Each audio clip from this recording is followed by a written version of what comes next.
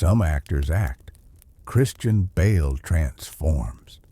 From the emaciated wreck in The Machinist to the brutal, broken savior of The Dark Knight, he's the man who disappears completely into his roles, body, voice, and soul. Behind that brilliance lies something darker, an obsession so pure it borders on madness. This isn't the story of a celebrity. It's the story of a man who sacrificed identity for perfection, who vanished inside his characters until even he didn't know who he was anymore. This is the story of Christian Bale, the man who became everyone but himself. Christian Charles Philip Bale was born on January 30th, 1974, in Haverford, West Wales. His childhood wasn't stable. His father, David Bale, was an adventurer and entrepreneur, while his mother, Jenny, was a circus performer and dancer. The family moved constantly, from Wales to England, Portugal, and eventually the United States. Christian learned to adapt fast, mimicking voices and accents to fit in. Acting came naturally, not as an escape, but as survival. At just 13, he auditioned for Empire of the Sun, directed by Steven Spielberg. Out of thousands of boys, Spielberg chose him. The film made Christian a star overnight and a target. Reporters followed him, fans sent letters, and the world wanted a piece of him. But instead of embracing fame, he recoiled. "I didn't want to be recognized," he later said. That fear of attention would shape the rest of his life and his career. Bale's teenage years were filled with contradiction, a deep desire to create and a deeper fear of exposure. He described acting as a way to live other lives without being seen. He started to understand the dangerous gift of transformation, that the more he gave to his roles, the less of himself remained. After Empire of the Sun, Bale could have become a teenage sensation. Hollywood offered him big roles. Instead, he walked away. He avoided blockbusters, preferring small, challenging films, Henry V, Newsies, Little Women. The studios were frustrated. They wanted a new golden boy, but Bale wanted control. He refused to be packaged or shaped. When Newsies flopped at the box office, critics declared him finished, but Bale didn't care. Every failure made him hungrier. He wasn't chasing fame. He was learning how to vanish inside the work. For him, each character was a mask, each project another chance to disappear. And that disappearance, that total commitment, would soon define him. He once said, "I don't like acting. I like disappearing." That philosophy made him unpredictable in Hollywood. He'd vanish for months between projects, rejecting scripts that didn't challenge him. Each no was a rebellion against comfort, against celebrity, and against the hollow side of success that destroyed so many before him. In 2000, Bale took on a role that no one else dared to touch. Patrick Bateman in American Psycho. The studio didn't want him. They tried to cast Leonardo DiCaprio, Edward Norton, even Ewan McGregor.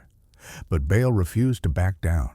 He trained obsessively, sculpting the perfect body, voice, and smile, the cold charisma of a sociopath.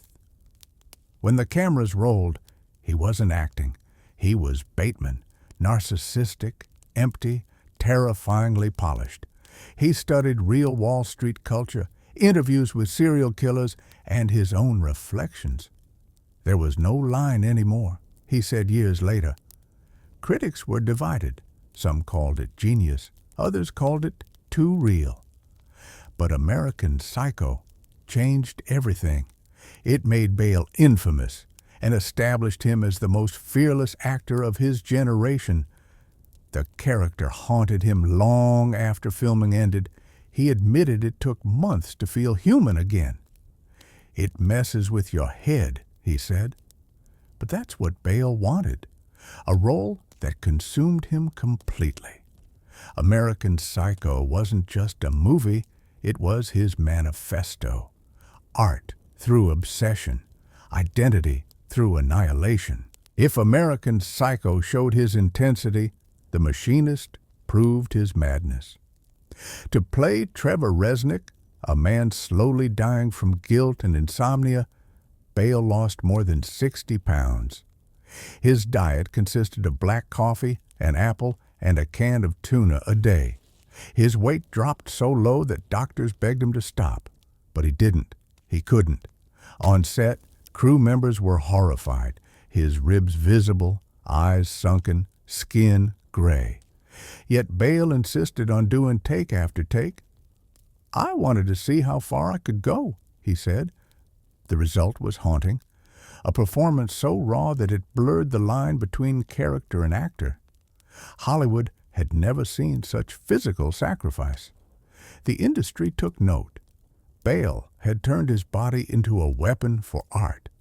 When asked if it was worth it, he simply said, "That's what I do." That phrase summed up his approach to every role: relentless, dangerous, uncompromising. He wasn't trying to impress anyone. He was testing the limits of what a human being could endure for a story. Just 6 months after The Machinist, Bale gained back over 100 pounds to become Bruce Wayne in Batman Begins. Christopher Nolan saw in him not just an actor, but a duality, the haunted man beneath the mask. Bale trained relentlessly, crafting a Batman both brutal and human. His version was grounded, tortured, believable, a vigilante with a soul. The film revived the entire franchise and changed superhero cinema forever. The Dark Knight became a cultural phenomenon. Suddenly, Bale was everywhere. Magazine covers, interviews, premieres. But fame never sat right with him. He skipped events, refused to play Hollywood's game. "I do the work, and then I disappear," he once said. Batman made him a legend, but it also made him retreat even deeper into isolation.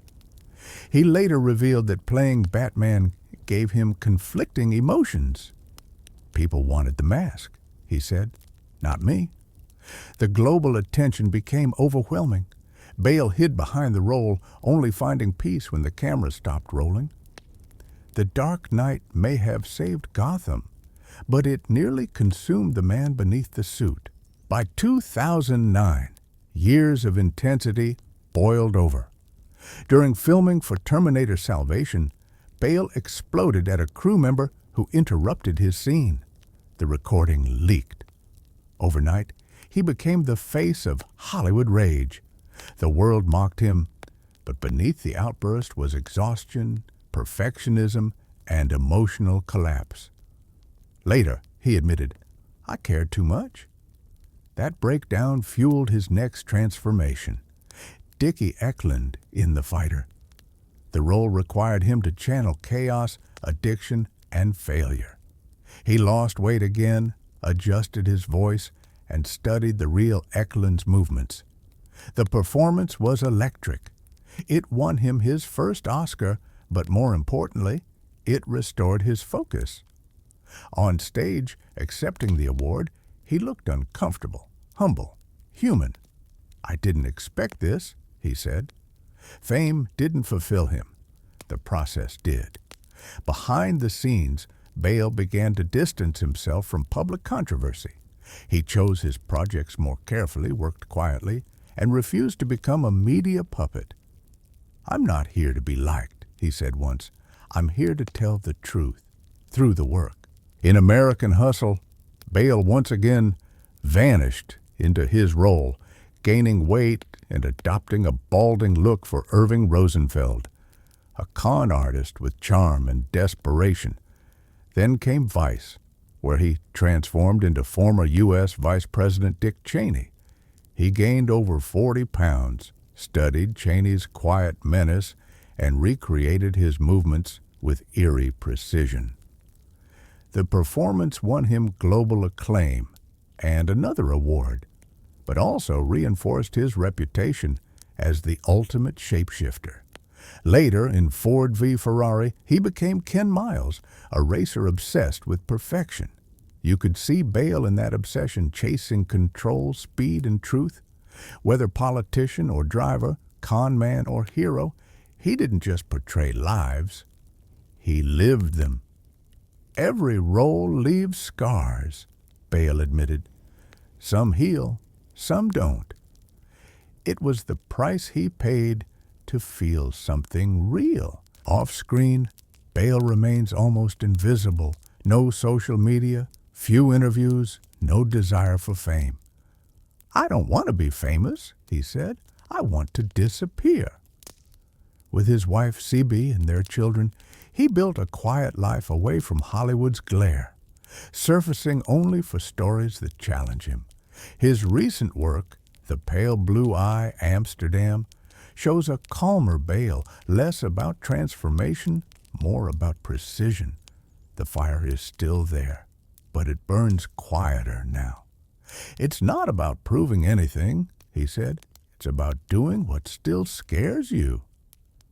That's the essence of Christian Bale, a man forever chasing the next truth and vanishing right after he finds it.